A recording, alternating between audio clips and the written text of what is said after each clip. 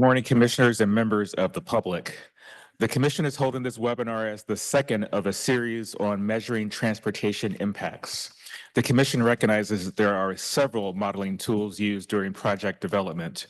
At our last webinar, we learned about the use of travel demand models when putting together long-range regional transportation plans. Today, we will focus on project-level transportation and air quality impact analysis during the environmental process. Ultimately, the commission is required to consider the environmental impacts of a project prior to approving it for funding. So this is an important discussion as we think about project impacts and impacted and identified mitigations. Now we will turn to Justin Hall to give us meeting instructions. Thank you. Welcome everyone to Measuring Transportation Impacts webinar number 2. The CTC exists to make transportation planning, funding, and policy more understandable and accountable. Our workshops and webinars can take place in diverse locations around the state so the commissioners and staff can hear directly from our stakeholders around California. We are pleased to offer this hybrid webinar to all our stakeholders. The opportunity to participate more fully no matter where you are. The workshop agenda is located on our website at www.catc.ca.gov. Any document the CTC creates can be translated into any language you need. Simply email us at ctc@catc.ca.gov and we will have them returned to you as quickly as possible. Live closed captioning is available on this webinar. Please select the Show Captions tab at the bottom of your screen. There are a number of language options available there to choose from. American Sign Language translation is being provided on the webinar for this meeting. You should see the translators on your screen. For all our webinars, we encourage interaction with our stakeholders. There will be opportunity for questions and comments after the presentations. For those attending via Zoom, you should see the webinar control panel likely located on the bottom of your screen. There you will find the Raise Hand and Q&A tabs. We encourage you to use the raise hand feature as soon as we reach the public comment item to give the system time to acknowledge you. Commission staff will let you know when it's your turn to make your comment. Alternately, you may use the Q&A tab to submit your comment or question. Commission staff will read that on your behalf. As a reminder, each registered attendee is provided a unique link or phone number to access the webinar. These should not be shared with other participants, as this can create confusion for staff when making comments. Do your best to be concise and make sure that your comments add new information. If you agree with the comments of a previous speaker, simply make that statement. Thank you all for joining us today. All right, thank you, Justin. And with that, we're going to turn to our presentations. First, we'll hear from Jeremy Ketchum, Chief Division of Environmental Analysis at Caltrans. Next, we will hear from Jamie Volker, researcher at the Institute of Transportation Studies at UC Davis, and then Mike Woodman from the Rural Counties Task Force and Executive Director of the Nevada County Transportation Commission. Then we will open up for commissioner comments and then on to public comment. Jeremy, you're up.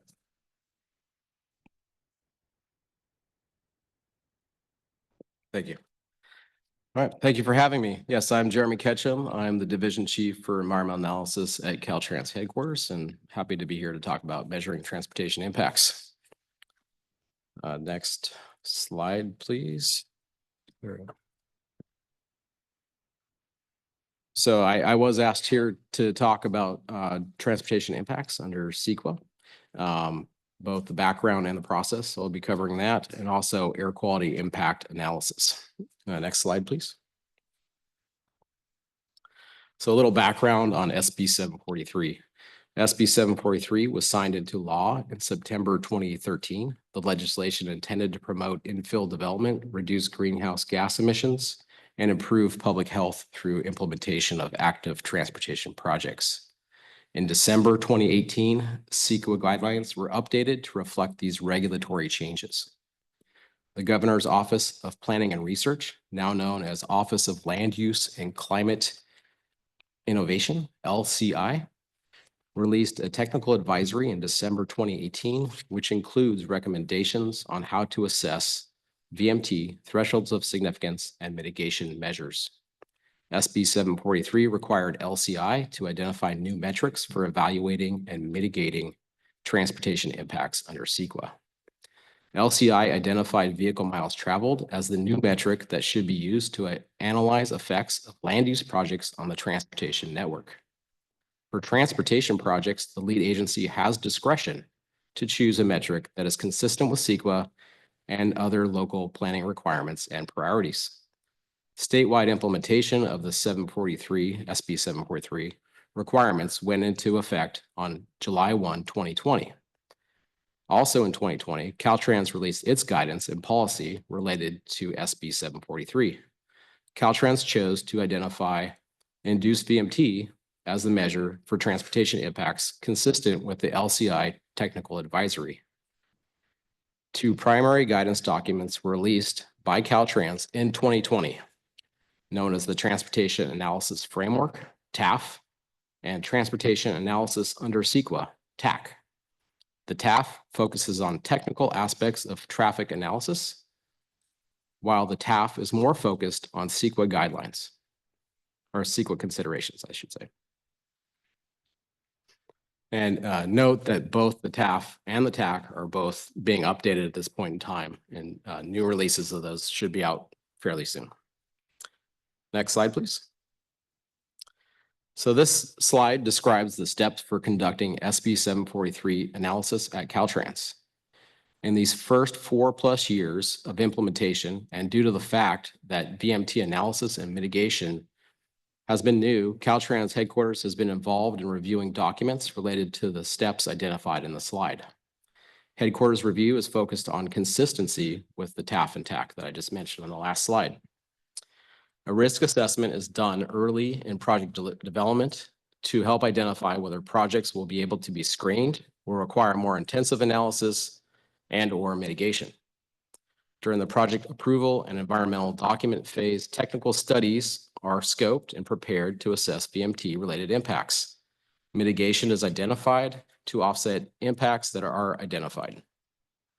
If significant impacts remain after applying all feasible mitigation measures to a project, then the project must consider whether the project benefits outweigh the significant effects of the project. And this is essentially basic CEQA for any type of project, not just for traffic analysis. A draft environmental document summarize and incorporate technical studies, including those related to transportation impacts, as well as all other environmental resources. The DED is circulated for public review and comment. The final environmental document is then prepared by the Caltrans district. If significant impacts will occur for the selected project alternative, then the district will prepare a statement of overriding considerations. Projects requiring a statement of overriding considerations are all also subject to a final review by Caltrans headquarters. Next slide, please. Okay, so on the last slide, I mentioned that certain projects may be identified as screened from 743 analysis. A screened project is one that is not likely to lead to measurable and substantial increase in vehicle travel. Categories of screened projects are listed in the Caltrans TAC document, which itself is based off the LCI technical advisory. Project teams should always look at the specific characteristics of their project to determine whether measurable and substantial impacts are likely. Project types that are typically screened include rehab, maintenance, repair projects that improve the condition of existing assets. Projects that are not capable of being screened are capacity increasing projects. Next slide, please. Capacity increasing projects that would not be screened by the criteria in the TAC, and I will point to, there were some handouts provided. So this slide speaks to handout 1. Capacity increasing projects that would not be screened by the criteria in the TAC would be subject to transportation impact analysis to determine the level of induced VMT from the project. The TAF includes guidance on methodologies for determining the level of induced VMT, including the handout referenced on the slide, which is figure 5 in the TAF applicability of the National Center for Sustainable Transportation, NCST calculator, is a key question in determining the methodology for induced VMT analysis. The NCST calculator only applies to counties within metropolitan statistical areas. It also only applies to certain types of projects, such as lane additions exceeding a mile. The travel demand model would be used for situations where the NCST is not applicable. If neither tool is applicable, then other methods may be employed, including qualitative assessment. When both the NCST calculator and the travel demand model are available, then both methods are applied.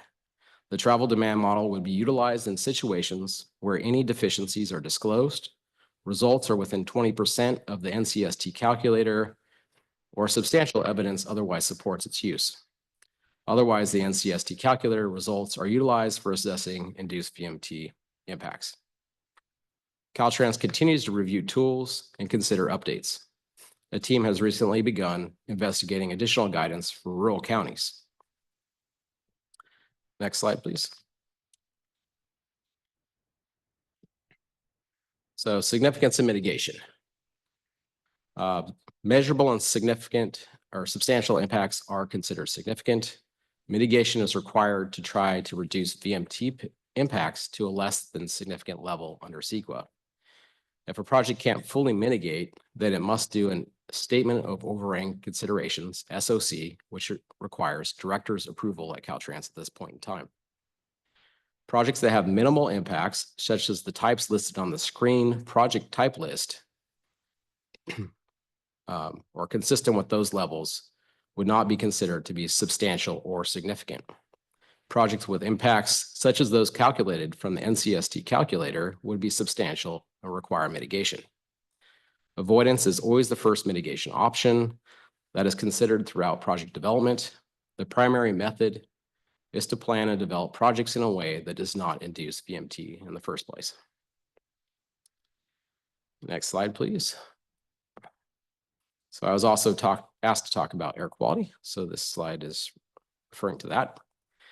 The primary laws related to air quality issues are federal and California Clean Air Acts, the US EPA conformity regulations, local and air district ordinances related to specific activities.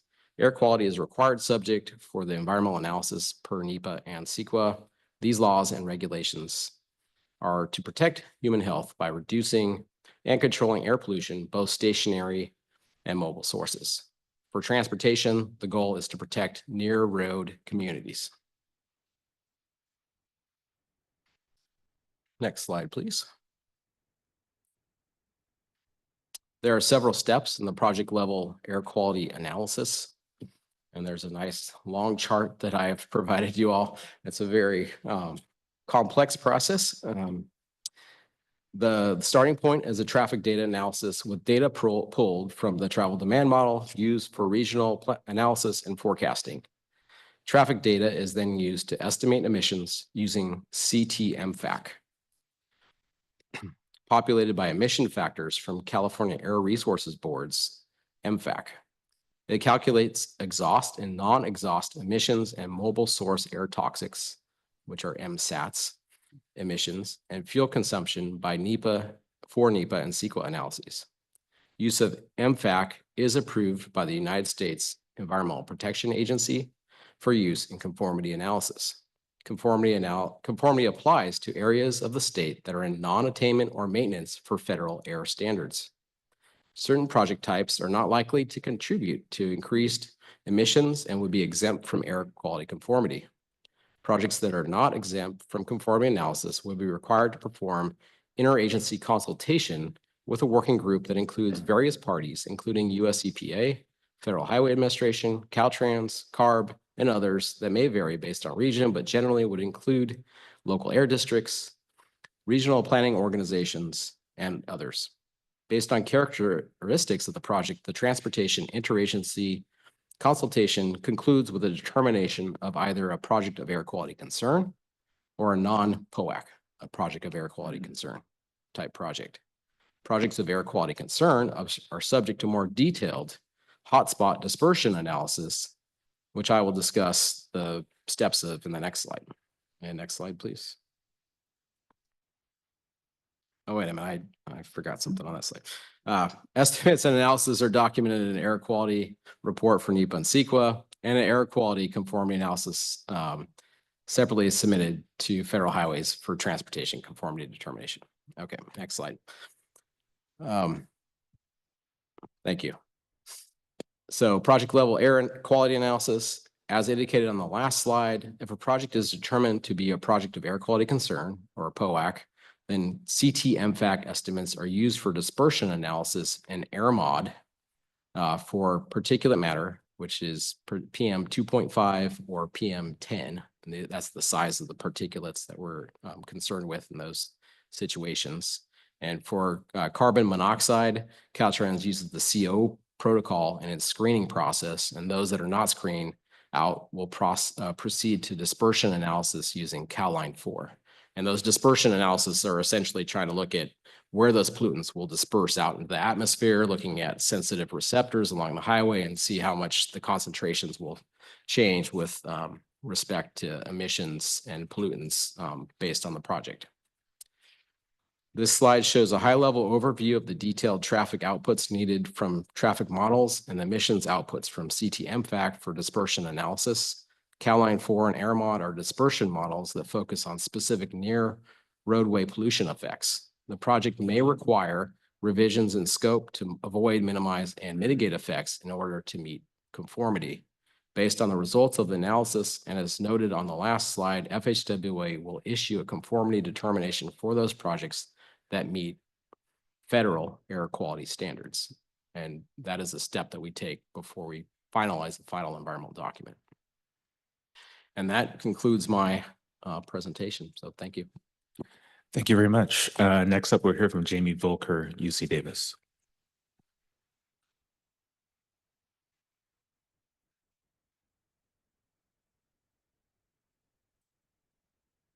Thank you. Good to be here. Jamie Volker, a professional researcher with the National Center for Sustainable Transportation and Institute of Transportation Studies at UC Davis.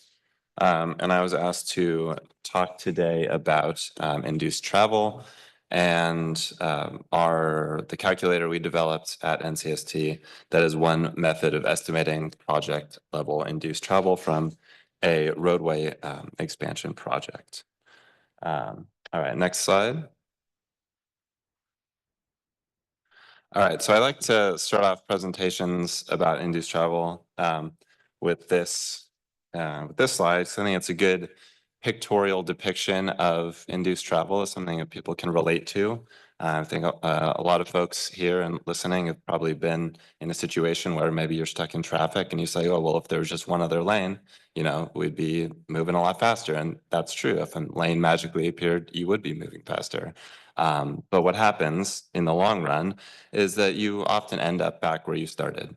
And so, you know, this is well borne out in the empirical literature. It's also well borne out just in, you know, news anecdotes. I mean, you saw the I-405 expansion back in 2014.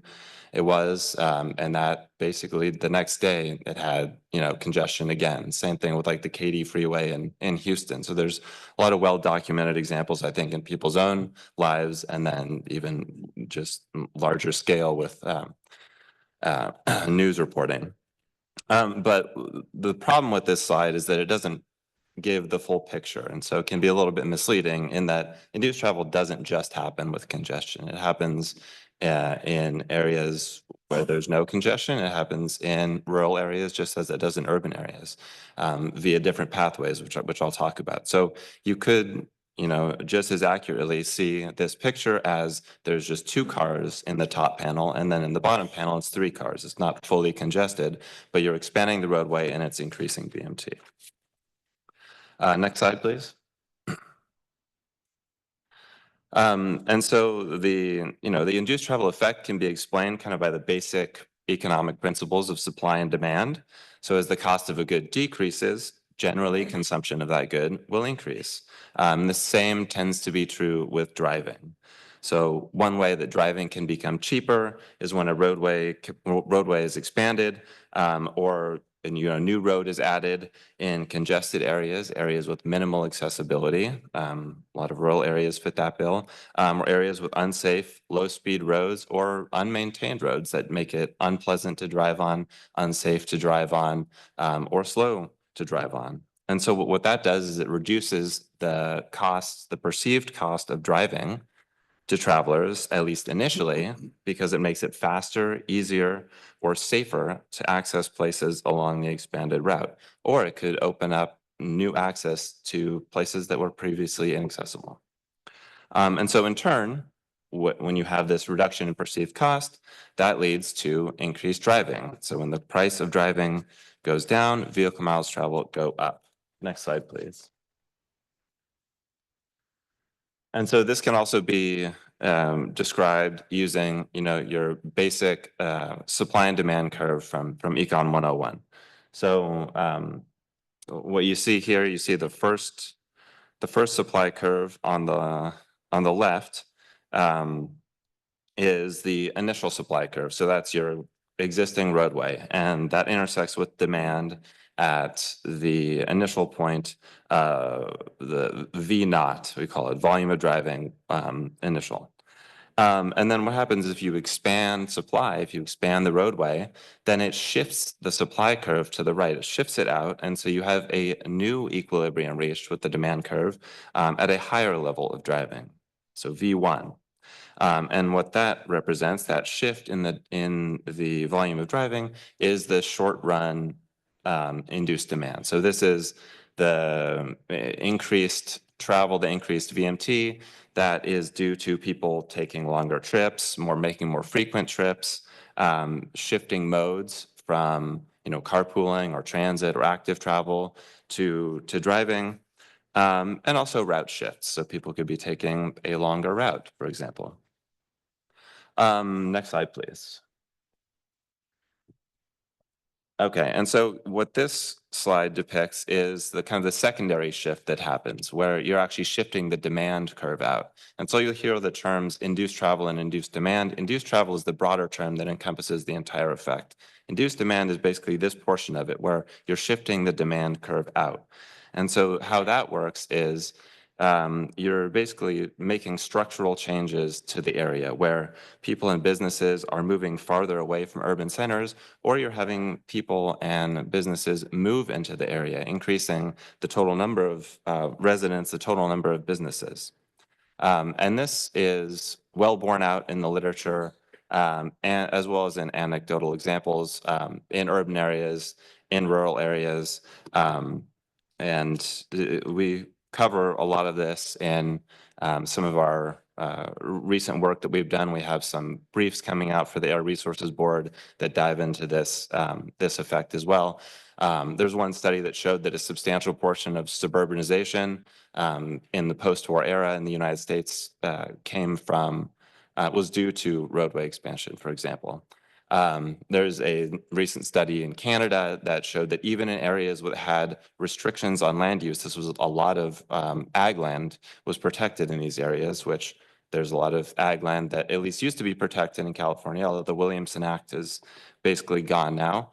But it showed even in those areas, you were seeing land use development occur right around where these the interchanges were added on the expanded facility.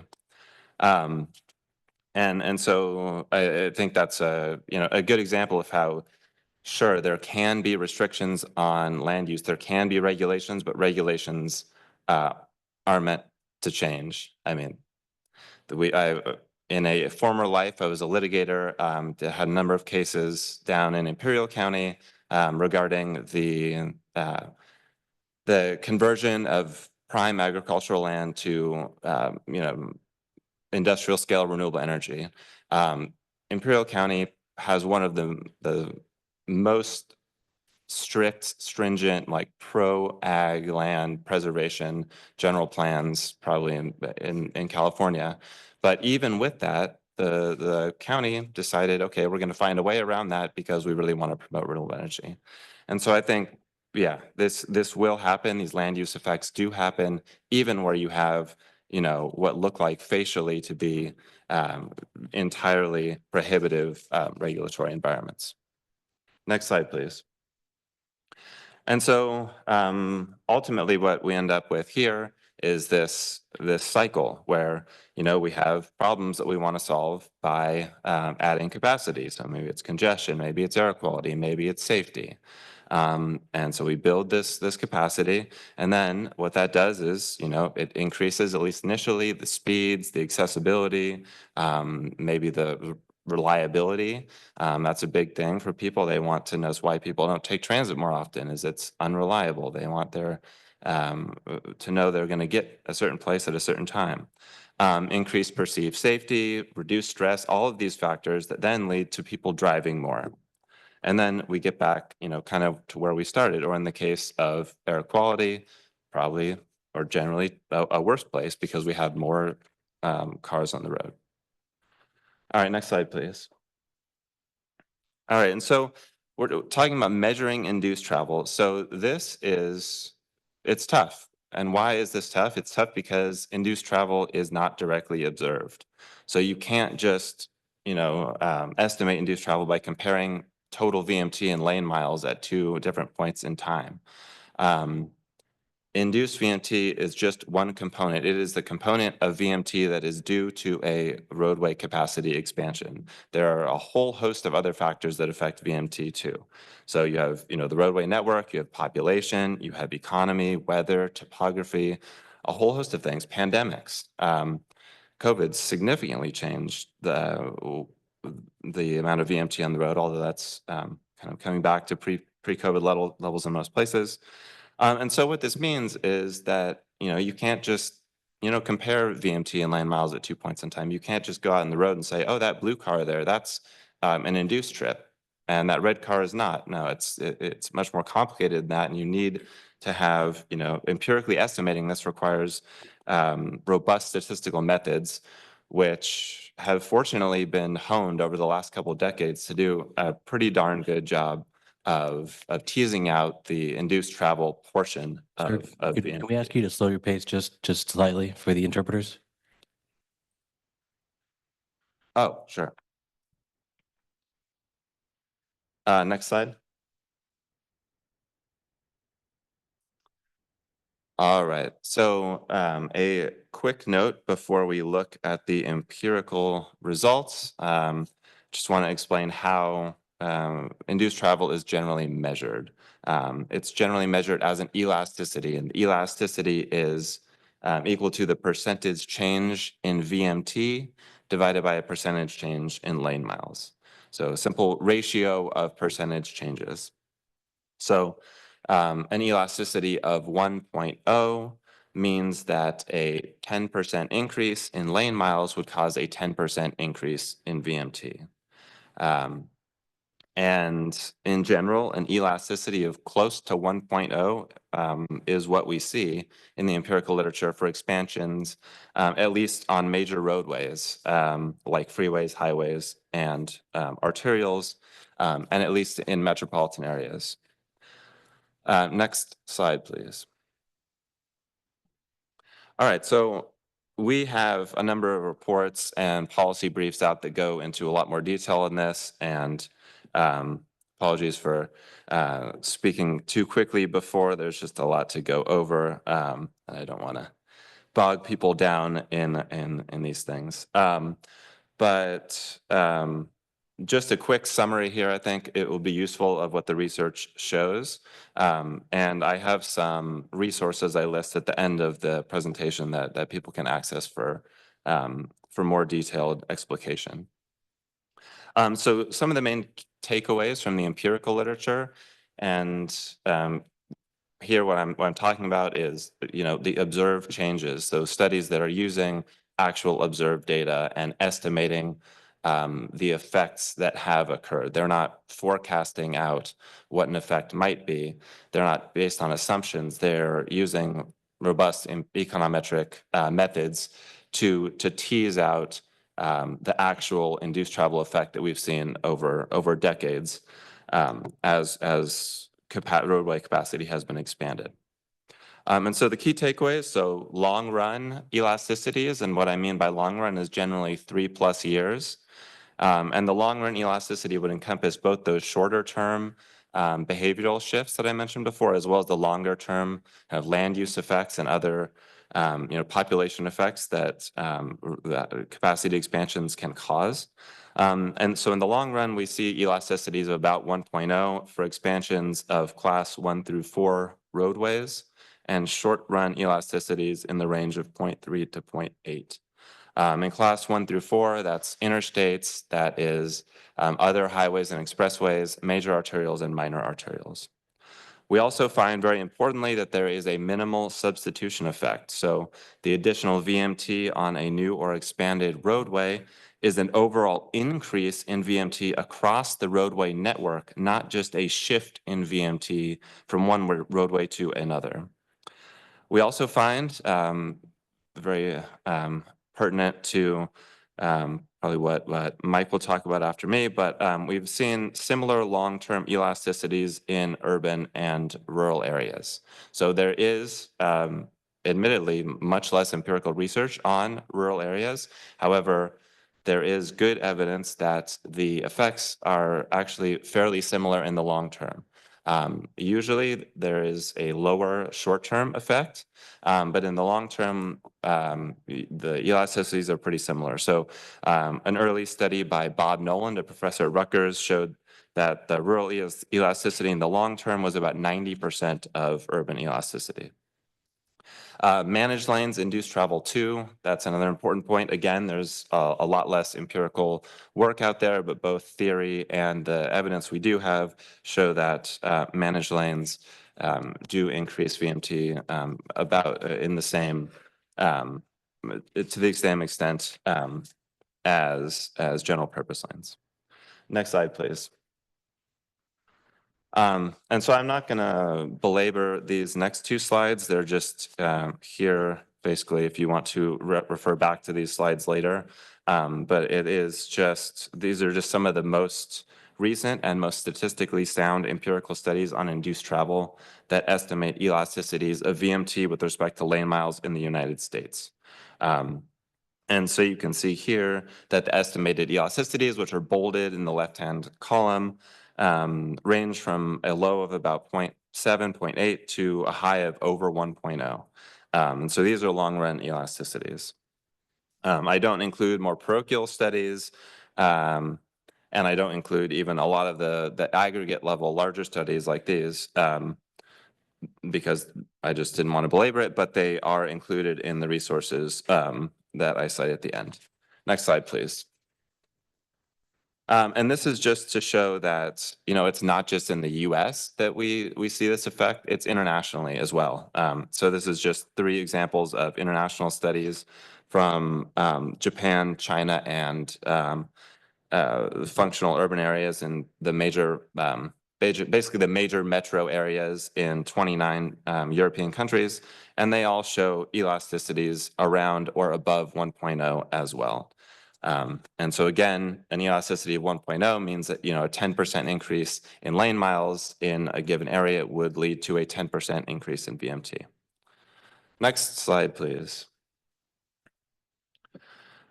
All right, so we're talking about estimating VMT at the project, or estimating induced VMT at the project level. There's kind of 2 primary options, and both have limitations.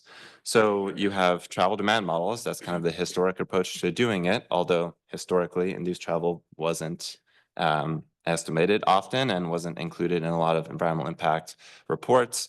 That's obviously changed. Given the shift with SB 743 and Caltrans guidance, as Jeremy talked about. Yeah, so there's travel demand models, which are forecasting models, and they are not the same as the empirical literature. Forecasting models, they are grounded in both assumptions about travel behavior as well as travel surveys and on-road data that they're usually calibrated to. And then they're used to forecast out what might happen, which is not the same as estimating an actual empirical effect, which is what the studies I just mentioned do.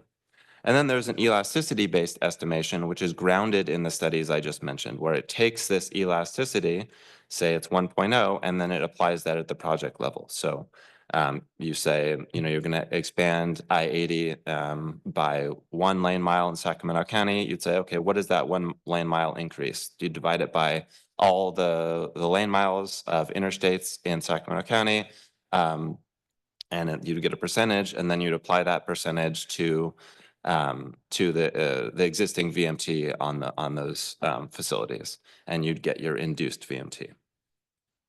And so what you have with travel demand models, they account for local context, which is obviously a major criticism of the elasticity-based approaches, which do not do a great job of accounting for local context. However, elasticity-based estimates are grounded in empirical evidence, and they do fully capture the sources of induced VMT, which travel demand models do not do a good job of. All right, next slide, please. So travel demand models, this is a non-exhaustive list, but this encompasses most of the most important feedback loops that you would want to include in a travel demand model to make sure that induced travel is fully captured. And it just shows, your basic 4-step model and activity-based models, which of these feedback loops are accounted for. So you can see that with an activity-based model, most of these feedback loops are accounted for. So you have route diversion. So if you expand a roadway, will people's routes change? Will the time of day in which they're driving change? Will they shift modes? Will they make longer trips? Will they make more trips? Will they increase their auto ownership? So those feedback loops are all generally accounted for in activity-based models. 4-step models do not include many of those feedback loops, as we can see here. They often don't include time of day shifts, newly generated trips, increased auto ownership, those feedback loops between increasing capacity and those effects. And then you can see there are 2 other effects that are generally not included in any model, which is added freight travel and then land use development. Now there are increasing efforts to pair integrated land use models, and you have a freight component in a travel demand model. And so if you're pairing those with your basic travel demand model, then you can do a better job of accounting for these, but that is hard to do in practice, especially with the land use development side of it. And so that's, improving, but still, I would say kind of in its infancy overall. All right, next slide, please. So moving on to the elasticity-based approaches for estimating induced VMT. So I'll just give the example here of the calculator we developed about 5 years ago at NCST. And so basically what we wanted to do is translate all of this incredible econometric research that's been done and done a very good and amazingly consistent job of identifying induced travel, despite many different methods used, many different geographies. The studies have become remarkably consistent in estimating the induced travel effect. So what we wanted to do is just take that and translate it for the general public. And now, I think this is actually a useful tool, at least for providing ballpark estimates of induced VMT at the project level. But it's not up to us who uses it or why, for what purpose. So I don't have a dog in that fight, but I do think it is a useful tool. All right, next slide, please. Okay, so what is our induced travel calculator? So it's basically a back of the envelope calculator that uses peer-reviewed elasticity estimates like those that I showed in the tables previously. And it provides an order of magnitude estimate of induced travel, so additional VMT per year that would be attributable just to this capacity expansion, all else being equal, regardless of other changes in economy, population, all of that. And what does it apply to? Well, it applies to projects that would expand capacity in California, one of California's 37 urbanized counties. And so urbanized counties are counties that are within a metropolitan statistical area. And it applies to projects that would add general purpose, HOV or HOT lane miles to interstates, other freeways or expressways, or principal arterials. So that is FHWA class 1 through 3 facility designations. All right, and I want to just note here too, I've said this before, but you know, what evidence there is, what the theory would suggest as well, is that, you know, induced travel does happen and does happen to kind of the same degree, the same elasticity in many rural areas as it does in urban areas. The reason that we say not to apply it in rural areas is just a nod to the fact that there is less research there. And so we want to kind of you know, hew to the strengths of the literature with our tool. And as more studies come out, you know, we pay attention to those and we change the calculator, modify it accordingly. If context-based or you know, elasticity changes, if we see those, then we can adjust the calculator accordingly. If something changes where there's more evidence about rural, we can adjust the calculator to apply there as well. And another point just about the rural effect too is that when I'm saying that the evidence theory suggests that there's a similar effect in rural areas, it is not to say that if you expand 1 mile of you know, a state route in Modoc County, it's going to have the same total VMT increase as expanding 405 in LA. That's not the case. It's the same proportional increase. So you have one person driving in Modoc, then you have you know, if you have a 100% increase in on that facility, you might see then 100% increase in driving. You might see 2 cars, whereas in, you know, 405 in LA, you'd see millions of additional VMT for that kind of increase. So it's important to recognize that when I'm talking about the similar effects, it is a proportion. It is not same total increases in VMT. All right, final slide. So outstanding questions here. So the first bullet, it's kind of where I think the research needs to go, what we don't have great empirical evidence on now. And so I think we need to have more empirical studies about the context-specific effects on the induced travel effect. So what do existing congestion levels and settings, what effect do they have on the induced travel effect? Lane type, is the induced travel effect different for managed lanes and auxiliary lanes and the like? Facility design, are there, you know, road designs that induce more or less travel? And here, project level studies are critical. So all the studies I mentioned before, the ones that do a very good job of teasing out the induced travel effect, they require a ton of data, which generally means you have to have a lot of geographies included and a lot of many years. But they can't do a great job of teasing out context. And so for this, what we would want is kind of time series analysis on specific roadways, often paired with some type of comparison that wasn't expanded. And so you can't get a full picture of induced travel with those facility level studies, but you can start to get a sense of, are there contextual differences? And then more broadly, I think we need to, you know, think about how we're prioritizing transportation funding. Just thinking about, you know, are the roadway expansions that we're doing, are they meeting the needs that we purport to have? Are projects that are purported to be intended for improving safety, are they actually improving safety? Are they reducing crashes? And, you know, is expanding a roadway in a rural county, for example, is that better than providing lifeline type, you know, on-demand transit services like CalVans or something like that, that helps people get to work without expanding capacity? And then also similarly, like thinking about where we're spending our dollars, roadway expansion versus roadway maintenance rehab. I mean, what do we have, tens of billions of dollars in deferred maintenance on pavement in California? So thinking about those things, I think, is a next step. I mean, probably more for you all than for us researchers, but I think we can play a vital role in kind of teasing out what some of those, you know, alternatives might be like with scenario analysis. All right, I think that's it. I have my final slide just has resources.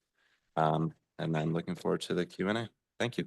Thank you. Next up, we'll hear from Mike Whitman, Rural Counties Task Force. Thank you. Mike Woodman, Executive Director of the Nevada County Transportation Commission, and also the project manager on behalf of the Rural Counties Task Force for the Rural Induced Demand Study that I'm going to talk about today. Just to start off, wanted to talk about the Rural Counties Task Force participation and engagement in the implementation of Senate Bill 743 as a little bit of background. And then for those of you that aren't familiar with the California Rural Counties Task Force, it was formed in 1988 in partnership with the California Transportation Commission to serve as an advisory body to the CTC to ensure that the 26 rural regional transportation planning agencies are engaged and have a unified voice when addressing state and federal transportation policy and funding programs. The Rural Counties Task Force has engaged in the implementation of Senate Bill 743 dating back to 2017 and the development of the technical advisory by OPR. Through this engagement, OPR acknowledged that the elasticity method would not be suitable for rural non-MPO locations in the state, which are neither congested nor projected to become congested. The Rural Counties Task Force also engaged with Caltrans on the development of the traffic analysis framework and traffic analysis under CEQA. And the traffic analysis framework acknowledged that the elasticities utilized in the NCST calculator tool derived from the urban-based research do not apply to the 21 rural non-metropolitan statistical area counties. Oh, next slide. Next slide. The Rural Counties Task Force also actively engaged with CalSTA in the development of the Climate Action Plan for Transportation Infrastructure and the recent CAPTI 2.0 update. CAPTI acknowledges that context and specific project analysis and attributes are key to determining a project's impacts. And the CAPTI guiding principles focuses on whether a project induces significant travel is the key attribute of concern, rather than whether it is simply a highway expansion project. CAPTI 2.0 also included an action to improve BMT analysis and mitigation guidance for rural projects and to better account for the low BMT impact of many rural projects in consultation with the rural stakeholders. While these engagements have resulted in productive dialogue and acknowledgement of the rural and urban differences, additional clarity was desired by the rural agencies to better define analysis expectations and required documentation to help guide both the regions and the Caltrans districts. Next slide. In 2023, the Rural Counties Task Force commissioned the Rural Induced Demand Study, with the focus to determine the extent to which induced demand occurs in rural highway corridors and to formulate recommendations on how this phenomenon should be addressed in state guidance and the environmental analysis of transportation projects in rural areas of the state. Next slide. The project team was led by Jim Damkowicz with DKS Associates and Don Hubbard from GHD Inc., and also included Dr. Anurag Pandey from Cal Poly. Next slide. This slide depicts some of the unique characteristics of rural highway corridors. Congestion, if present in rural highway corridors, typically are related to true AM and PM peak hours, and therefore tend not to result in suppressed demand or latent demand. In many cases, the need and purpose of the highway improvements is not to address congestion, but instead driven by safety issues, goods movement, evacuation, and are often operational in nature. In rural highway corridors, the lack of significant congestion, when these improvements are made, do not tend to significantly increase speeds or reduce travel times, which are one of the key influences of induced demand. And they often also lack parallel facilities. Many rural counties are not experiencing growth. Some are experiencing declines in population, And many improvements are not providing access to developable land. Rather, they're running through federal forest land or protected agricultural areas. And rural highway improvements also are not likely to result in mode shifts from transit to automobile travel. With transit typically on our headways in rural counties, it tends to primarily serve transit-dependent populations. And while many of the key factors that drive induced demand are not present in many rural highway corridors, it is also possible for a rural highway improvement to induce demand if those prerequisite factors are present. That is why context matters and must be assessed in determining the potential for induced demand effect to result from a given improvement. Next slide. Kind of continuing on rural area characteristics, according to the 2020 California Public Roads data, the non-MSA, the non-metropolitan statistical area, rural counties generate approximately 4% of the statewide VMT. You can see in the graph at the bottom, the red line depicts the change in VMT between 1990 and 2022 in the non-MPO RTPA counties. And the blue line depicts the change in population. Compared to the growth shown in the MPO regions, the non-MPO rural counties have remained relatively static. Next slide. Most of the current state guidance, as Jamie mentioned earlier, is based on elasticities derived from a number of the more recent induced demand research papers that served as a basis for the elasticities related to short run and long run induced demand. To put it simply, an elasticity is a percent change in one variable in response to a percent change in a different variable. And they're typically shown in a range of potential effects, depicting the low end and the high end of what the response might be. The elasticities are, however, context sensitive. An elasticity measured in one place, even if done correctly, may not be valid in a different place with different context and characteristics.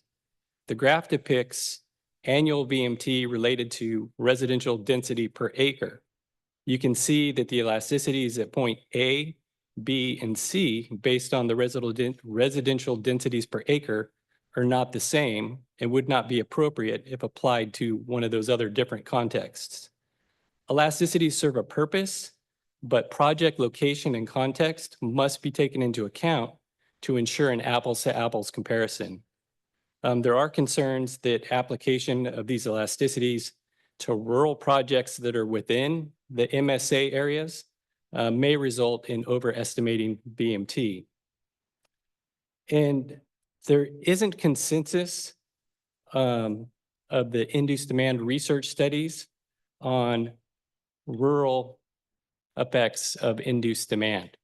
Jamie mentioned the study by Noland, but there are other studies that mention or suggest a much lower elasticity to a de minimis effect.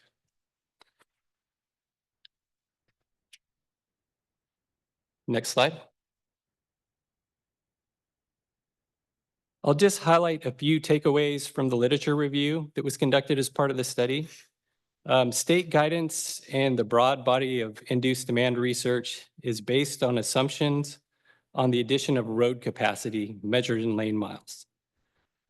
This is an area that I believe could benefit from additional focused research because most induced demand studies indicate the key factors that drive induced travel is a reduction in travel times by reducing congestion and increasing speeds and long-term land use changes, not purely the addition of capacity per se. It would be great to see future academic research attempt to analyze induced demand in response to travel time reductions.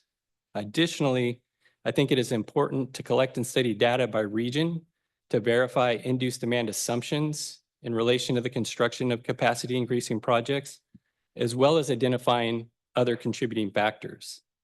And in the new post-COVID world, it's really important to collect and analyze updated data to ensure we're correctly measuring potential VMT impacts under CEQA as things like telework, e-commerce, and other communication platforms reduce travel demand.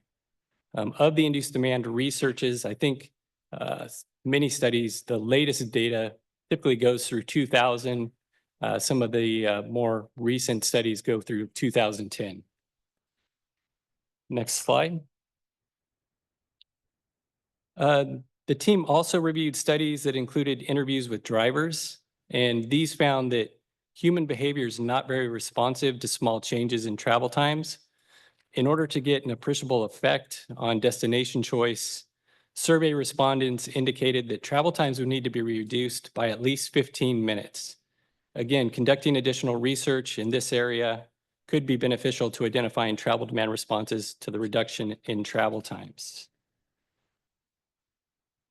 Several studies also cautioned against the use of simplified aggregate elasticity VMT forecasting tools to supplement project level analysis.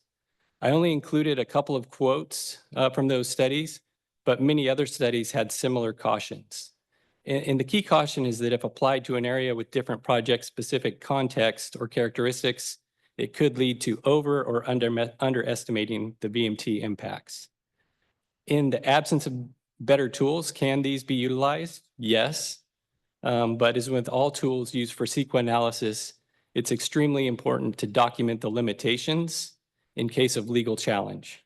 Again, I think this is something that needs more consideration and dialogue. We need to ask ourselves, are we using the right analysis tools? How can we improve upon the tools we have?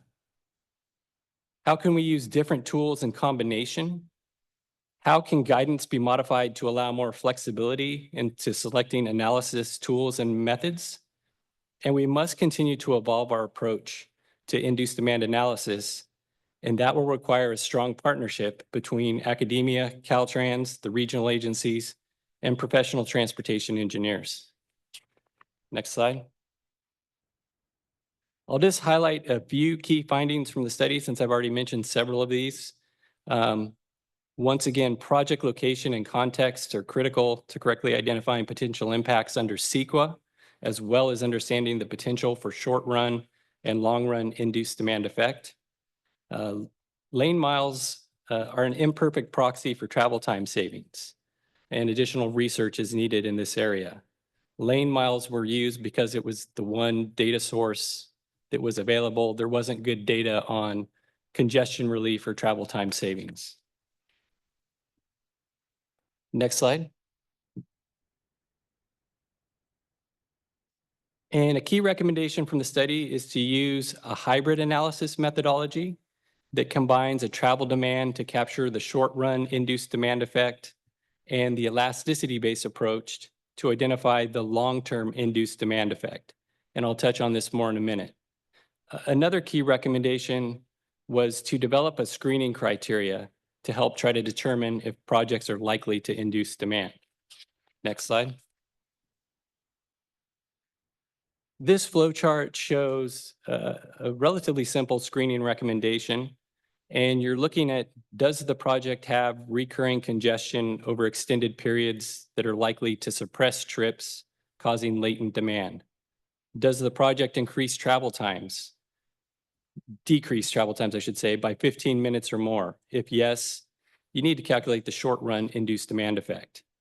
From there, you would need to examine the potential for long-run induced demand effect, and if it'll likely result in land use changes or growth could occur from the project. If yes, you would need to analyze the long-run effect. If the answers to those questions are no, the project could be screened out. Next slide. The study recommends the use of a hybrid analysis approach that uses both the travel demand model and the elasticity method. This recommendation is not a first of its kind, and it's been recommended in other papers, including by Fear and Peers. The travel demand model is used to forecast the short-run induced travel effect for the build condition of the project alternatives, and the elasticity method would be utilized to forecast the long-term VMT effects of the project build alternatives. According to research developed by the Center of Emissions Reduction, Resiliency, and Climate Equity in Transportation out of the University of Kentucky, they found that travel demand models properly account for the short-term induced effect. leaving only the long-term induced effect that needs to be addressed. Hence, the recommendation to apply a hybrid approach that recommends combining the travel demand model output with the long-term induced portion from the NCST calculator. That approach helps to address the need to account for project location and context, and also the limitations of travel demand models to dynamically forecast the long-term induced demand effect. Next slide.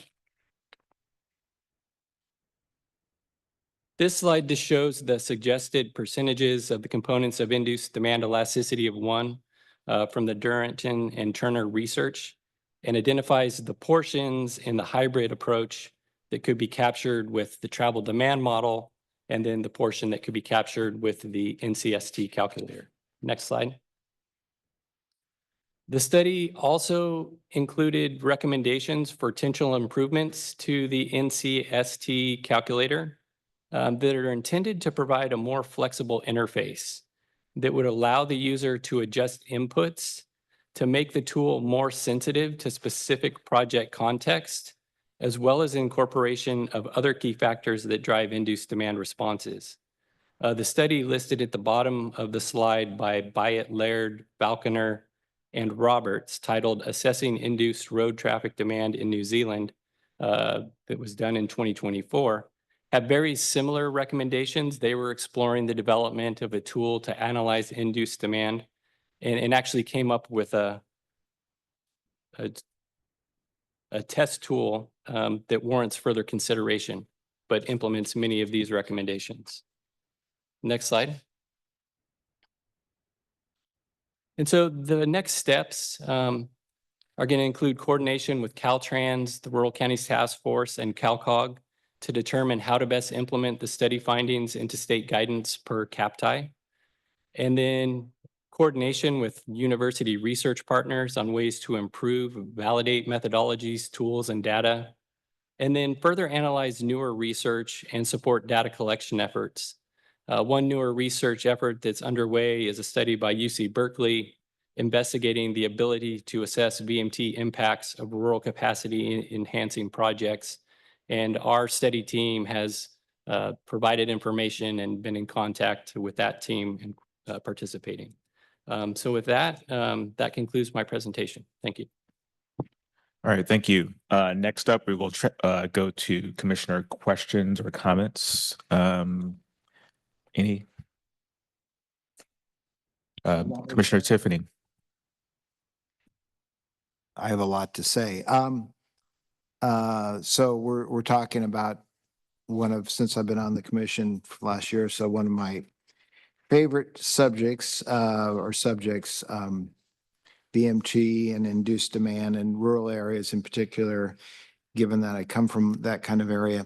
I think I'm not exactly sure where to begin, but I think that it's clear, listening to all three of you, that we need to accept that induced demand and its impact on VMT is certainly not as simple of an issue as maybe has been accepted over the last number of years.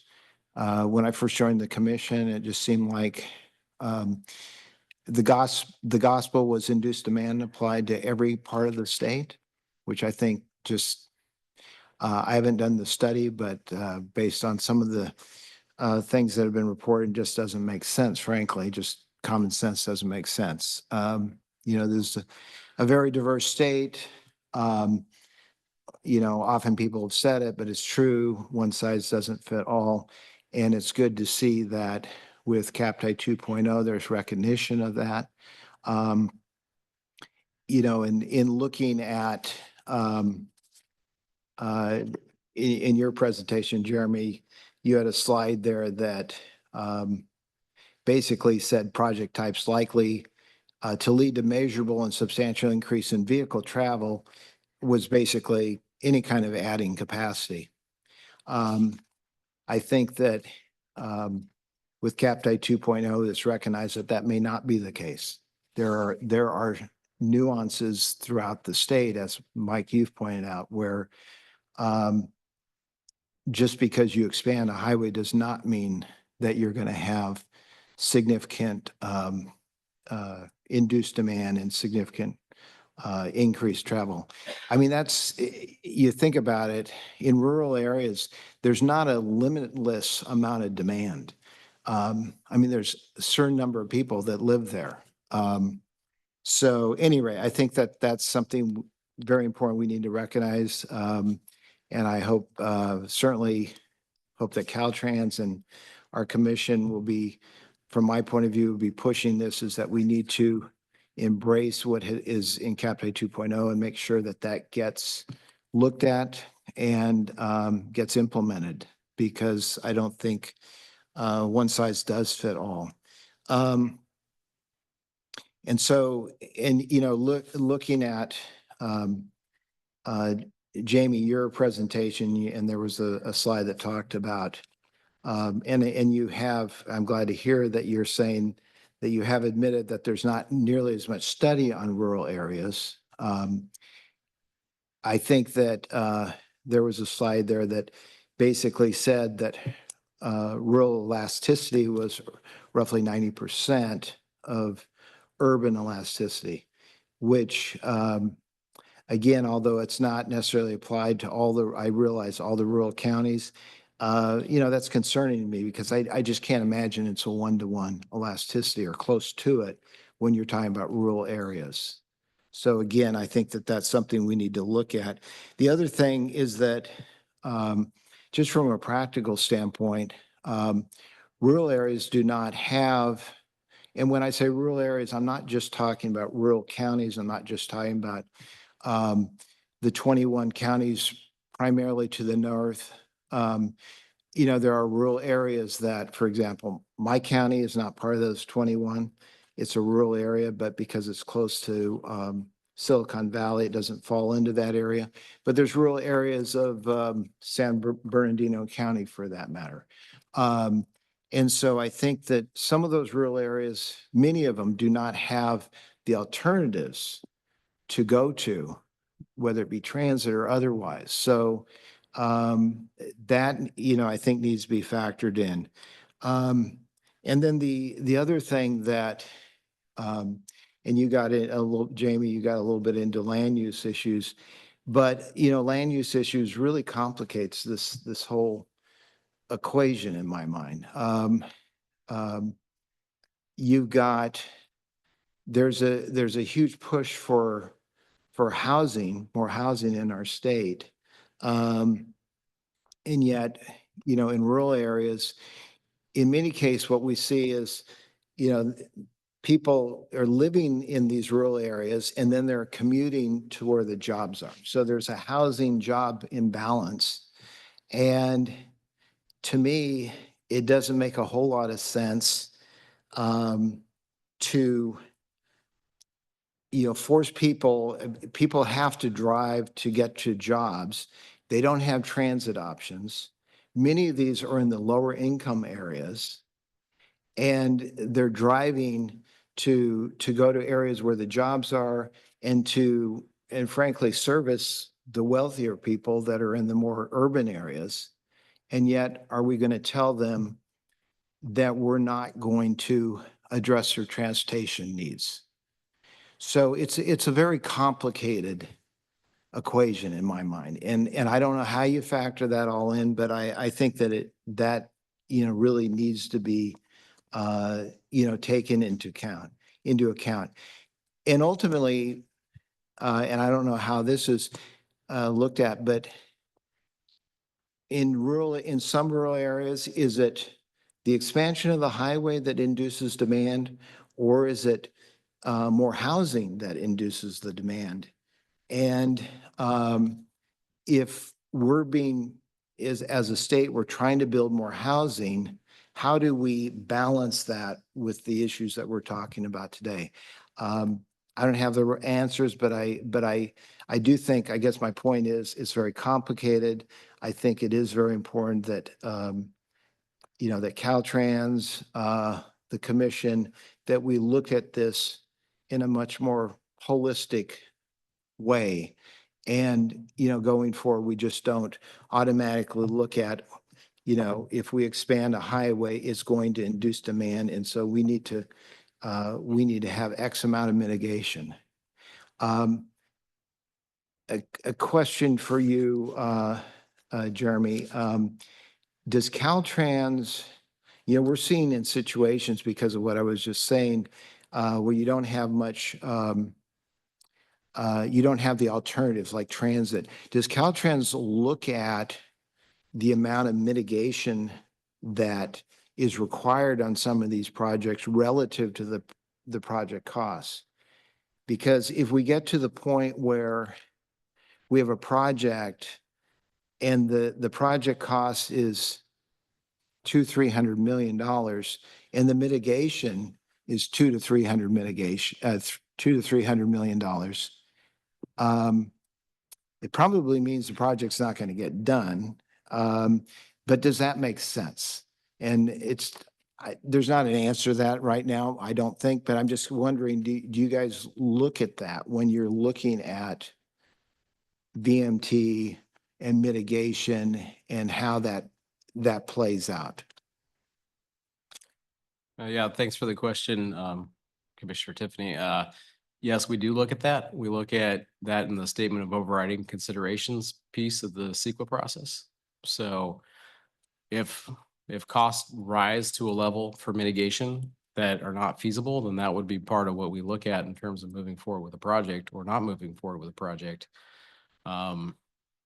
So yes, we do consider that, but obviously it's a difficult balancing. I think most projects at this point in time have moved forward with statements of overriding where we haven't been able to fully mitigate. And a big limitation on that is funding, because there's only so much money that can be allocated to certain projects. So Sure. it is difficult to fully mitigate some of these.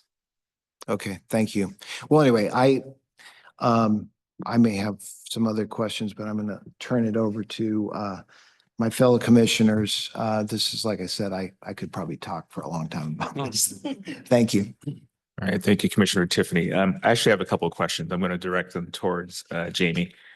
Can you talk about the differences between rural areas that are in an urbanized county versus those that are not, in terms of development pressure, that sort of thing?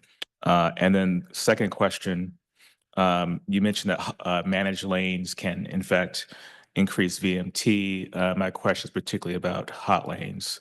Can you describe how they contribute to increased VMT? And also, if you want to respond to anything that you've heard, you can use that time too.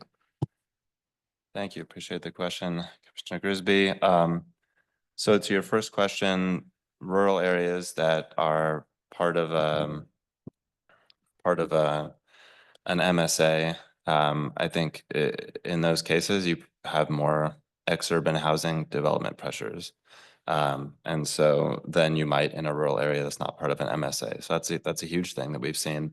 And you look at like the Mountain House development near Tracy, for example. I mean, was basically a rural area.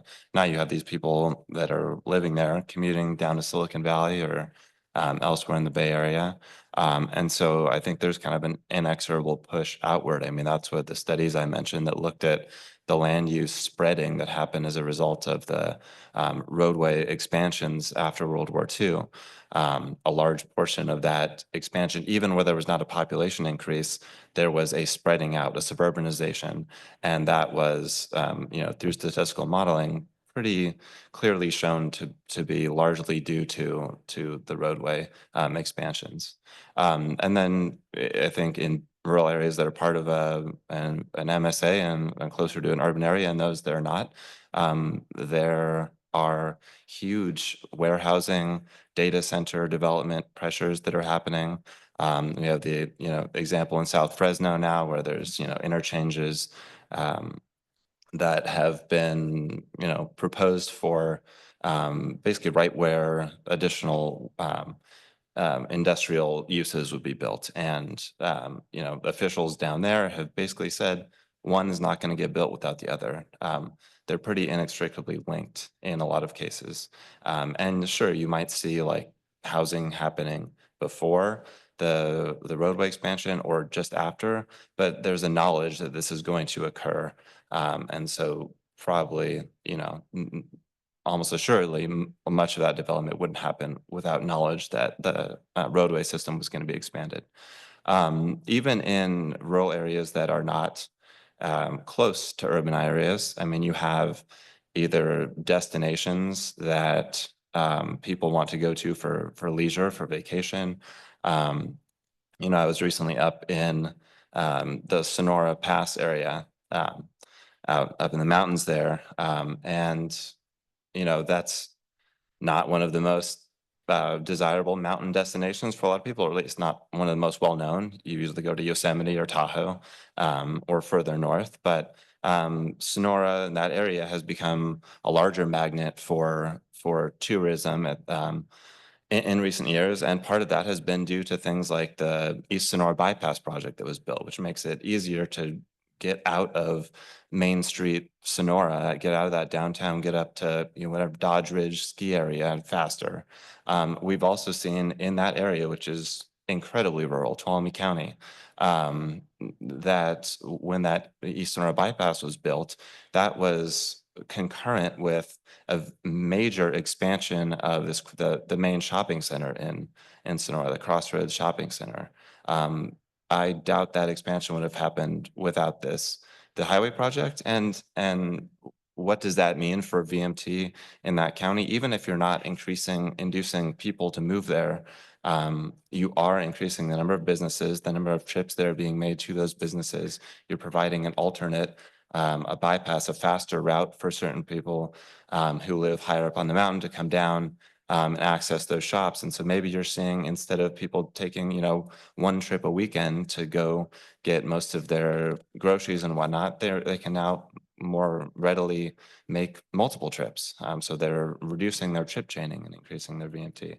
So I think there's a lot of similarities in what can happen. But I think, if it's a more rural area, it's not close to an urbanized area, I think what you see is a lot of, increasing accessibility to either previously inaccessible places or providing an additional route that will often allow for more trips and less trip chaining. To the second question about managed lanes, very good question. So, the limited empirical research that is out there shows basically the same elasticities.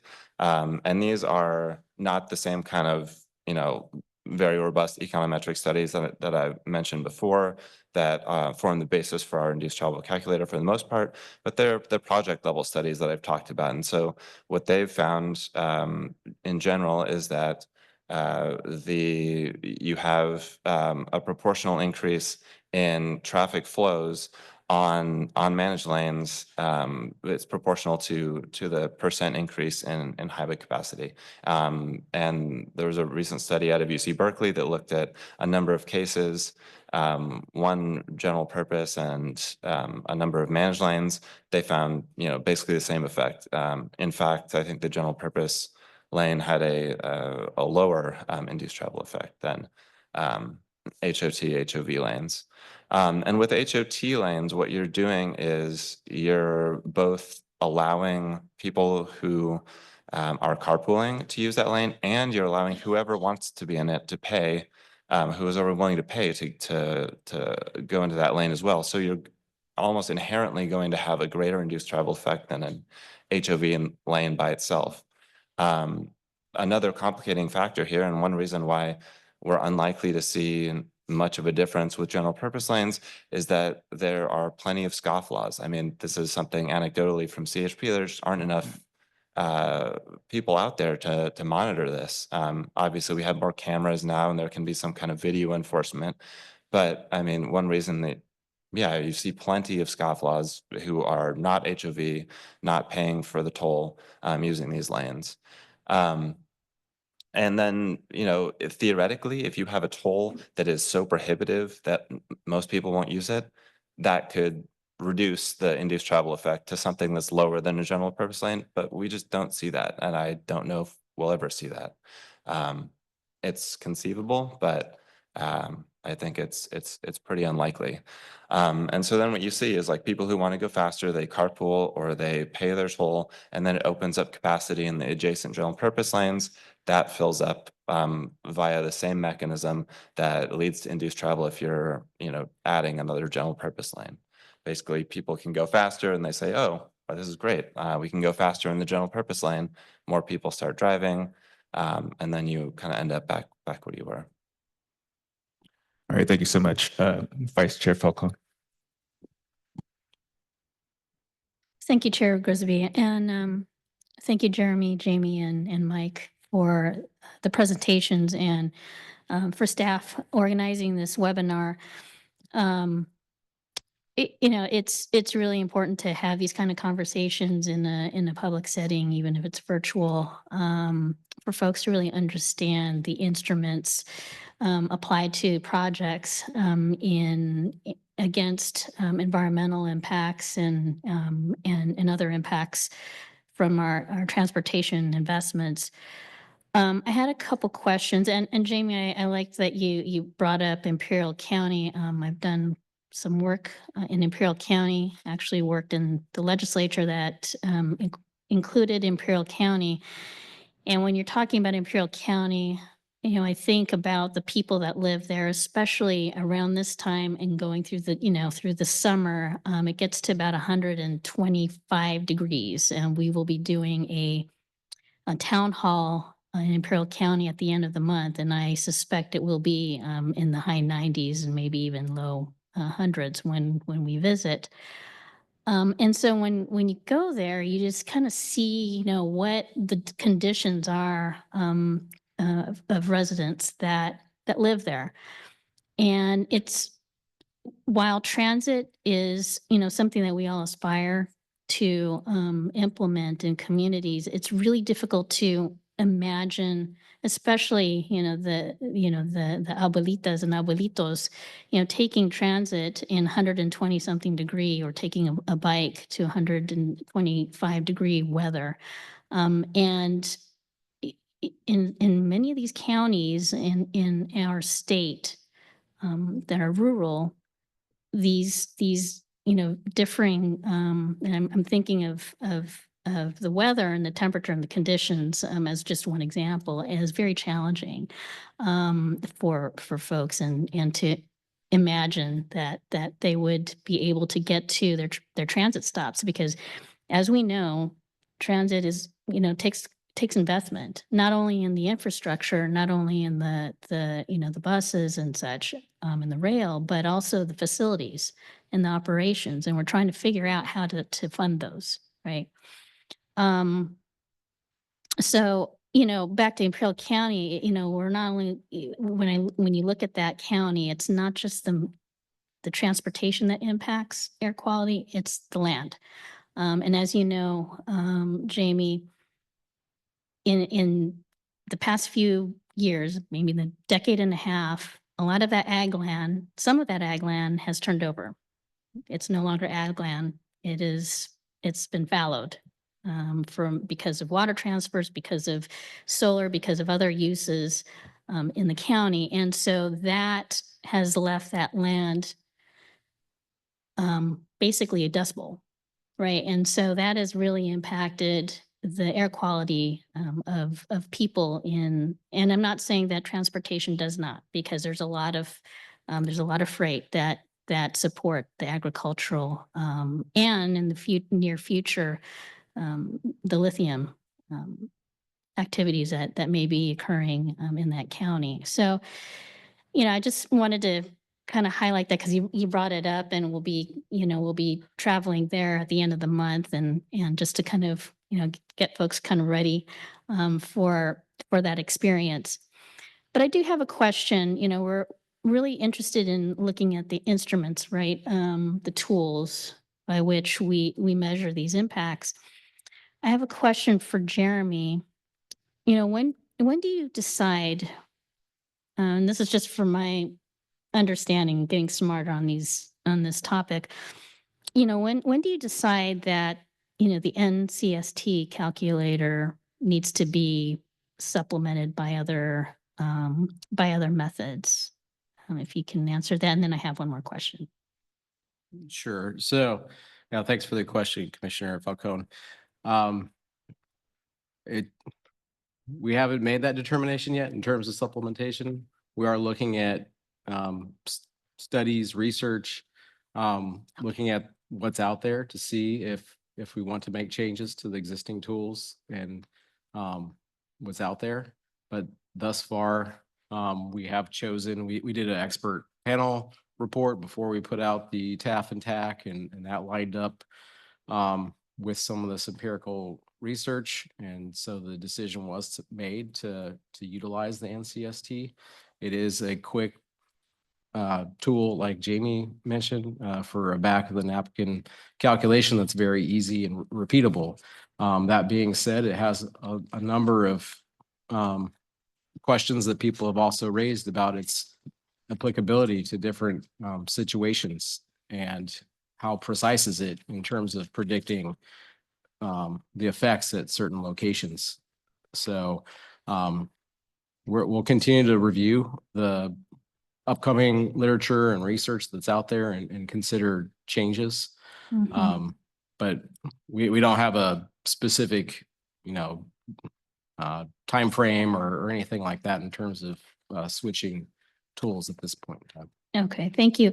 I mean, I think I don't know if I read it wrong, but I thought I saw somewhere in your flow chart if, if you determined that the NCST for whatever reason wasn't enough, that there were other methods by which you were applying. Right. So on a per project basis, Per project. the determination comes down to where can we utilize the NCST calculator? So there's 21 counties that the NCST calculator would not apply to. They're rural counties, they're not in metropolitan statistical areas. So the NCST calculator will not apply to those areas at all. Also, getting back to some of what Commissioner Tiffany was asking about was, well, we got these other areas that maybe are a little different than the norm. Even within a metropolitan statistical area, there's different dynamics within a particular county. Eastern San Bernardino County is, 100 miles away from a major population center. So should that be looked at differently? So that's part of what this CAPTI team needs to look at, is what's the definition of rural as a first question? Is it just those 21 counties? Is it parts of the other counties? And then once we've figured that out, then do we use the NCST calculator as the method for those rural areas, or should we use some other tool? Jamie mentioned some Mhm. elasticity research. I'm sure there's other research out there that could be utilized. And when we talk about the rural counties, we're not using the NCST. So we're either using travel demand models, or we're using some kind of qualitative assessment methods, which may not come up with a significant level of impact. So in some cases, we're not using the NCST for those rural counties now, and through this team, we'll be looking at definitions and whether to apply NCST in all the areas of those metropolitan areas, and even the rural areas of those metropolitan areas. Thank you, Jeremy. I did have one more question, and it's just, first of all, Jamie, thank you for the really thorough presentation, and it, really recognizing that, that it's a solid tool, but there are other elements, and there's room for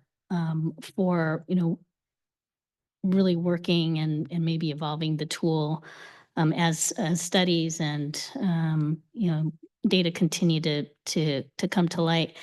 I've heard some alignment in some of the wording that the three of you presented, and one is context, right? And an opportunity to retool the tool, right? And I liked Commissioner Tiffany's word holistic. What's and I guess this is a question for our director on next steps as it relates to how we can really refine the tool. So maybe I'll start with First, I want to really thank you, Jamie, because all eyes have been on you for a long time with the NCST calculator, and you've done a good job on the research. And so I want to say that first and foremost, because I know you don't often hear that.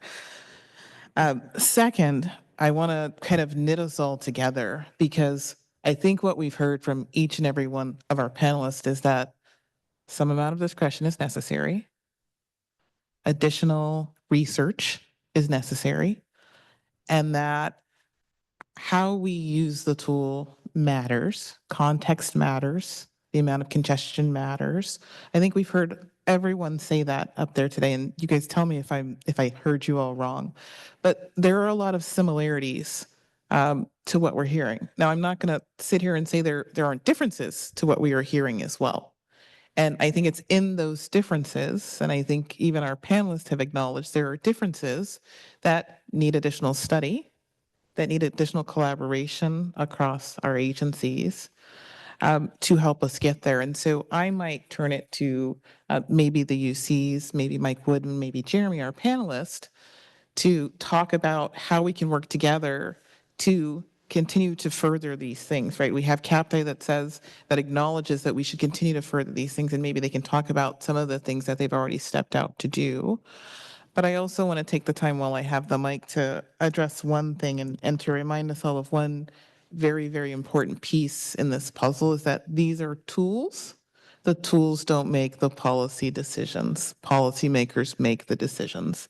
And when policymakers make the decisions, we are talking about induced travel right now, and we were talking about environmental effects, but there are many, many environmental effects. There are many, many benefits that come with negative effects, and balancing the negative impacts with the benefits on a policy basis is the challenging question that we always face as decision makers. And so even though we are talking about the tools today, let's not forget that the tools provide, they inform decisions. They don't make the decisions for us. And so that's really, really important because we may choose as a regional agency, a city or county, as the state of California, to pick one policy objective over another for varying reasons in varying localities. And so maybe I'll stop there. I'll turn it to our panelists to give you all an opportunity to talk about what you're doing to work together. I'm going to, I get the big power of saying, let's work harder together because reality is I want to acknowledge that everyone in the sandbox is trying to do the right thing. Everyone is trying to get the right answer and precision and accuracy in what we're doing. But we're also acknowledging that we need some time and some more work, and that's okay. That's what research and technical tools are. They change over time, they evolve. That's the beauty of transportation. That's the beauty of the state of California and being on the cutting edge, is that we're going to say, here it is, and then we're going to say, we've learned more, and we're going to adjust, and we're going to adjust. But I'll turn it to you all to talk about how you all are working together and kind of where we're going from here. Yeah, I'll jump in first and to speak from a regional perspective, from the Rural Counties Task Force perspective. The Rural Counties Task Force, as you saw with the Rural Induced Demand Study, we're willing to pool our resources, fund additional research and data. Happy to partner with our UC partners and transportation engineers as part of that. I think, the members of CalCog, I can't commit them to this because I can't speak for CalCog, but I think our other regions outside of the Rural Counties Task Force are also really involved and interested in this topic and would be willing to fund some future studies on particular regions outside of the Rural Counties Task Force. But there's definitely those opportunities for partnership. We did meet with the UC Berkeley team that's embarking on the current study, looking at rural induced demand analysis, and shared our data and findings from the study and the data that we collected on projects that had been completed in rural counties. So there's definitely that willingness. We are also part of the Senate Bill 743 Caltrans Working Committee. We're working with Caltrans as part of that to implement the CAPTI action. Earlier it was brought up, how do we define rural? We've got definitions. We can define rural. One reason that we didn't define rural in the rural induced demand study, because really it's the context that matters. Rural or suburban, it's the context of the project, what's present, that's really going to determine the amount of that induced demand effect. So just defining rural, I think is missing the most important thing, which is the context. But there's definitely those partnerships going on, and we're definitely willing to engage with our different UC partners. We're also keeping an eye out for newer research. There's one out of New York State, University of Buffalo, Alexander Annis, that takes kind of a fresh look at this and has some kind of different conclusions. That it's an interesting one that we're looking at. And the study out of New Zealand that I mentioned also is another interesting one that kind of looks at where Durrington and Turner left off and adds on some extra steps that could kind of take the research that they did further to get it to where it's more contextually sensitive. So I'll digress. Sure, yeah, and thank you for those words, and I agree that, yeah, there's a lot of common ground for moving forward. I really appreciate the point that these are just tools, and honestly, there's no perfect tool. There are a lot of environmental impacts, as you mentioned. As a former CEQA litigator, I'm well aware there's no perfect method of basically estimating any environmental impact. And so here we have, I mean, the NCST calculator, elasticity-based tools are a very good first step. You're generally going to get within the ballpark, and that's because we have exceptional research to back that up. But as I mentioned, yeah, as you said, there's a lot of value in more context specific information, which Mike has said as well. And so I am personally, I mean, I've working on projects for Caltrans, for the Air Resources Board, that look at different methods of estimating induced travel, the effects of mitigating induced travel, the efficacy, the cost, things like that. So working with state agencies on research, advising agencies, DOTs outside of California, working with other partners to develop, calculators elsewhere. So there's a shift calculator that was led by the Rocky Mountain Institute that I helped develop. Working with Bob Noland, he's developed a few calculators for East Coast states. And then working with different DOTs to get their experiences and help them as they're shifting to a more kind of holistic, less LOS-based way of evaluating transportation investments. And then also on my own personal research side, I'm diving into more empirical research that is ideally going to give us some more context specific information. So project level studies, working with a professor at University of Kentucky on a US DOT funded study. It's going to do hundreds, if not thousands, of project level data, and ideally we'll get some more context specific factors out of that. And talking to other researchers within the state about doing rural induced travel analyses. And so just kind of moving forward on all fronts, just keeping my lines of communication open with policymakers, with agencies, both inside California and not. And then, yeah, recognizing where we could have more research and trying to pursue that at the same time. So I think Caltrans is sort of in the convener role of bringing the parties together on this topic. Both of my colleagues here have mentioned some of the areas that we're already working together. There's implementation working group that Mike is part of and many others. And we have research that we're funding that Jamie and UC Davis is working on. CAPTI has been mentioned, CAPTI 2.0. There is a specific action item related to this, and we do have a team that's working on this to look at VMT and impact and mitigation guidance. both the definition and the context of what we're looking at, what kind of projects should be screened, how we should calculate impacts, and then what kind of different mitigation options are there in those rural contexts, because they vary quite a bit. So that team will involve rural counties, and we're always looking at where we can get more information to make the best decisions around this. And Chair Grisby, if I could just add one thing, just so everyone understands, I think it's important as we work together to try to find solutions to this issue. It's just important to note that the academic literature focuses on addressing the total induced travel effect, but under CEQA in California, we're tasked with identifying as the impact. The vehicle miles traveled refers to the amount of distance of automobile travel. So that's light duty trucks and auto travel. So the total induced demand effect it captures more than that.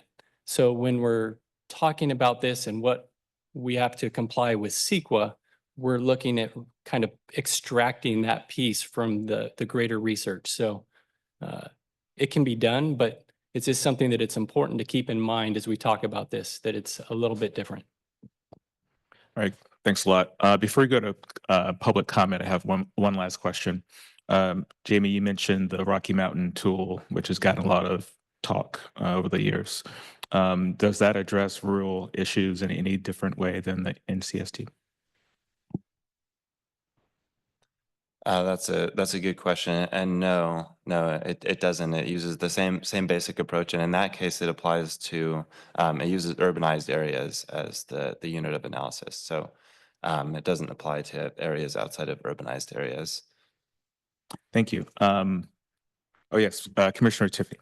One quick follow-up question for you, Jeremy. And I think I raised this question in our last CTC meeting. Where does CSIS fall in this in terms of as far as implementation, and how does this play into, CSIS? Because I believe that's kind of a guiding document for Caltrans. Yeah, I think CSIS would come toward the beginning of a project in terms of how we nominate projects and the projects that we consider for moving forward. So whether a project is, and this is a little outside of my expertise, I'm not in transportation planning, but I think it's utilized as part of the criteria in terms of which projects move forward for potential nomination. It's one of the factors that goes into it, whether it's adding capacity or not. And Commissioner Tiffany, if I may, yes, CSIS does play an important part in this, and to Caltrans' credit, from where we started with CSIS to where we are today, we've seen a lot of improvements. We've had a lot of inputs from the Rural Counties Task Force on concerns, and we've seen improvements. But that was really one of the impetuses for us saying, hey, we need to do a study to get more information, because we felt that the criteria, even though it's gotten better with each iteration, we felt that the criteria was still disadvantaging rural projects that were perceived to be increasing BMT from getting critical partnership funding. And for the rural counties with limited small formula STIP shares, without that partnership funding from Caltrans, we can't deliver our projects. So, it's an area that we continue to focus on. It's gotten better over time, to Caltrans' credit, but it is kind of an important piece in the puzzle. I agree. Thank you. Thank you. Now we move on to public comment. Is there anyone in the room or online that would like to make a comment, question?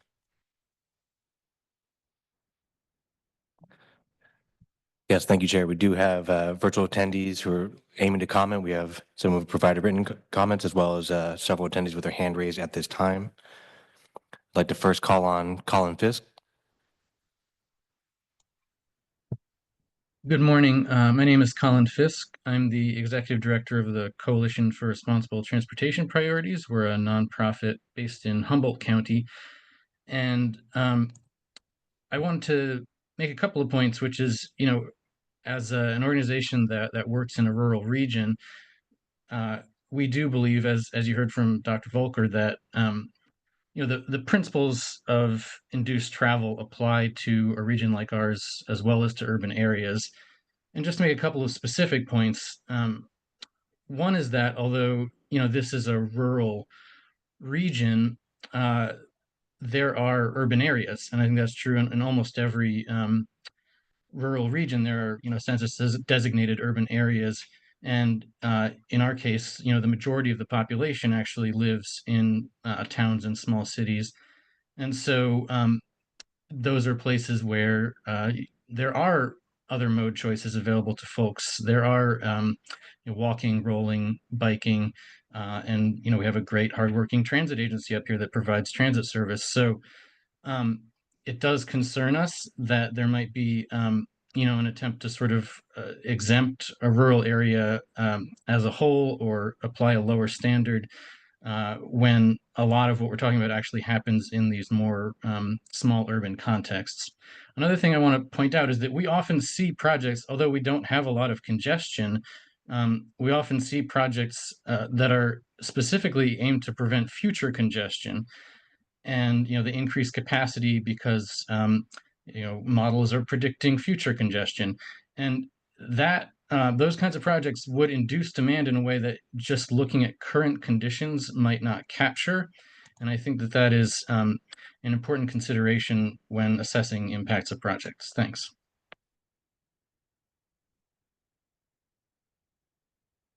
Up next, we have Sophia Ravikova. Yes, good morning. Sophia Apicoa with the Coalition for Clean Air. My comment is actually a question to one of the speakers, and I'm curious to hear more from Mr. Woodman. Your presentation mentioned that rural induced demand only happens when travel times are reduced by over 15 minutes. And I'm curious how you came with that 15-minute number. And in particular, I'm interested because the other speaker, Dr. Volker, mentioned that rural induced demand is very similar to urban induced demand, about 90% of it. And so and that seems to be based on scientific literature and studies. So I'm curious, how that 15-minute number came about. Thank you. He'll follow up with you on that question. Up next, we have Yvonne Garcia. Hi, can you hear me? Yes. Yeah, Commissioner Tiffany, totally agree with the comments already presented. Yvonne Garcia, Programming Director with the Butte County Association of Governments. Appreciate both tools being developed. Representing, Butte County up here, I look at things in a somewhat rural perspective. I'd like to suggest that as both tools are moving forward, that we look at examples in our state, those projects which are completed. For example, for 30 years, we pursued the Highway 70 corridor, right, to connect Chico to Sacramento with a continuous 4-lane facility. And we really pushed hard due to emergency evacuation, but also for safety, all of the head-on collisions that we had up here for so many years. That project's done from Marysville to Orville. It's connected. So it would be interesting to see, using both tools, what are the results? So, with that in mind, I'd like to see the outcomes. The data's there, the funding's there, not only up here in Butte and Yuba County, but other areas in the state. And just to see. That's all. Thank you. Up next, we have Bryn Moncelsi.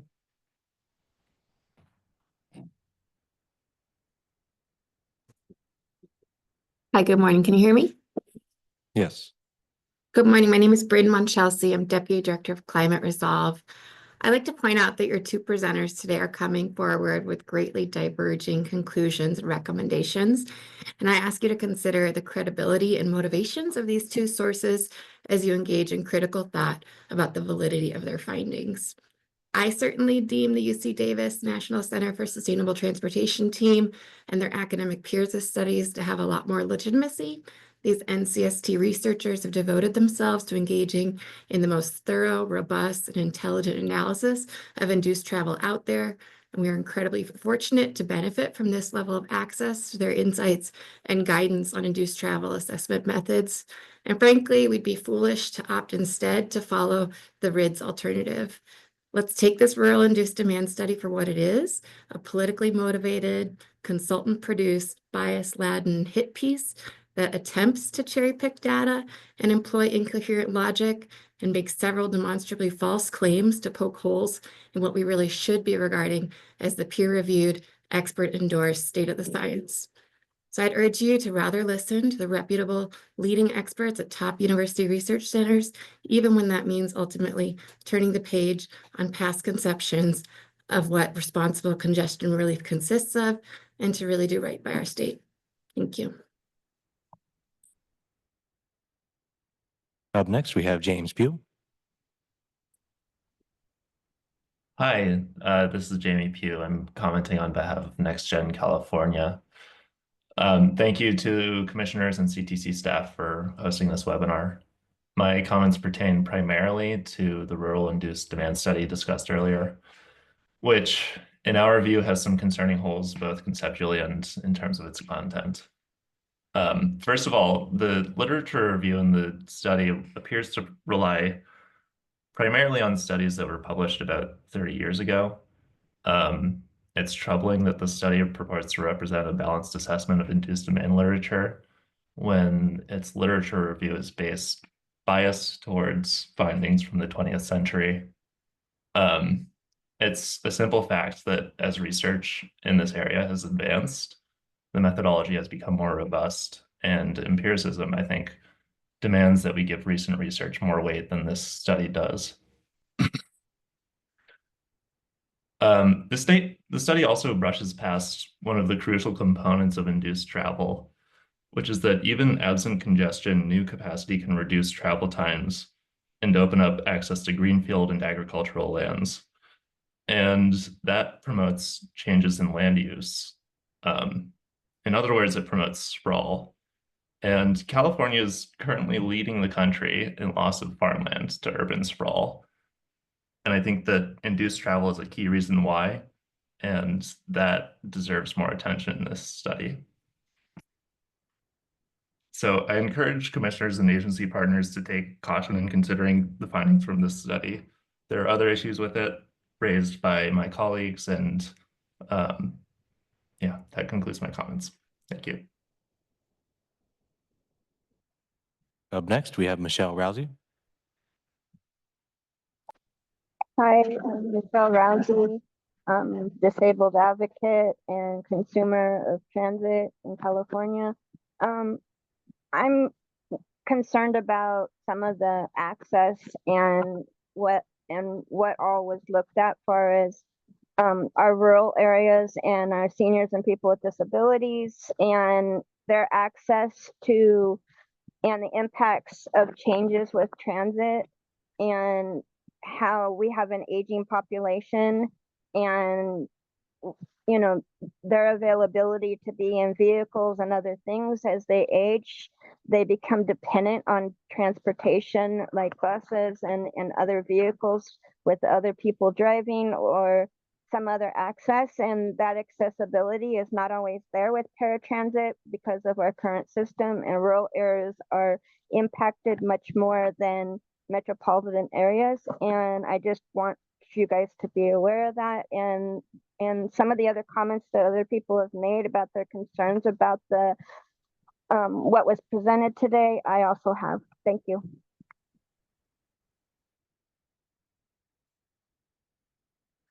Up next, we have Mike Manville. Hi, thank you very much. Can you hear me? Yes. Great. My name is Michael Manville. I am a professor of urban planning at UCLA. I've done some work on induced VMT over the course of my career, and I just want to comment briefly on the rural study. I don't have a strong opinion about what the correct elasticity for rural areas is, but this study does some things that surprised me.